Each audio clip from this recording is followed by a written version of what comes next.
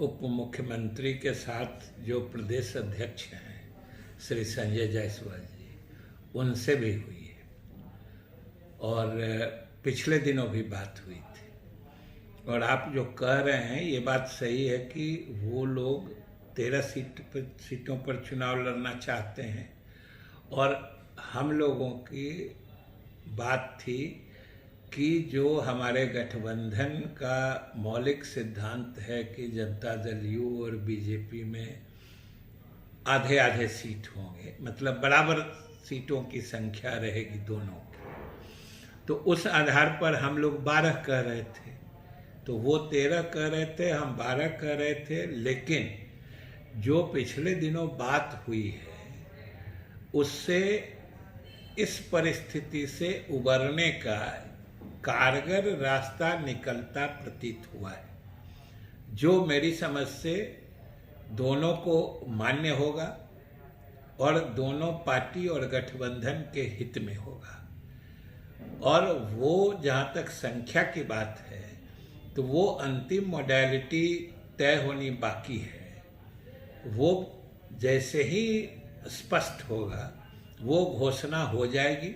लेकिन हम इतना जरूर कहना चाहेंगे कि बात बिल्कुल सकारात्मक हुई है, रास्ता निकल चुका है, समय पर संख्या के साथ सीटों की भी सूचना आपको दे दी जाएगी। चाहते हैं देखिए ये है? बात सही है कि जो मीडिया के माध्यम से बातें आई हैं और ये स्वाभाविक भी है कि अगर कोई चुनाव हो रहा है और हमारे गठबंधन के साथी हैं, बल्कि अब तो ये 5 दलों का गठबंधन है, जो भाजपा है, जदयू है, वो एक पारस जी वाली लोजपा है, फिर मुकेश जी का वीआईपी है, फिर मांझी साहब का हम है।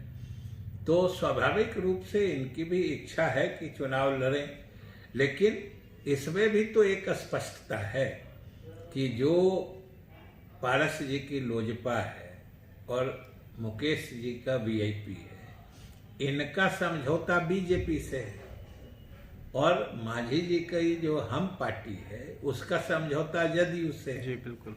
तो पहले बीजेपी जदयू का साफ साफ हो जाएगा, तब फिर सहयोगी दलों से भी बात करके उसका निराकरण कर लिया जाएगा। हम तो दोनों बात कह दिए ना कि बीजेपी 13 पर लड़ना चाह रही है, हम लोग 12 पर लड़ना चाह रहे हैं।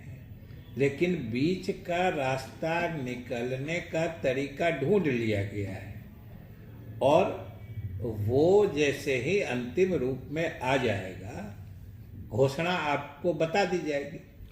बीजेपी जब 13 सीटों की बात करती है या चाहती है तो उसमें वो सभी सीटें शामिल हैं। इसलिए ऐसा कोई नहीं है कि 13 सीट बीजेपी चाहती है और जिस मतलब वर्तमान बीजेपी के विधायक यानी विधायन पार्षद की मृत्यु हुई थी, वो सीटें कोई उससे अलग सीट नहीं है।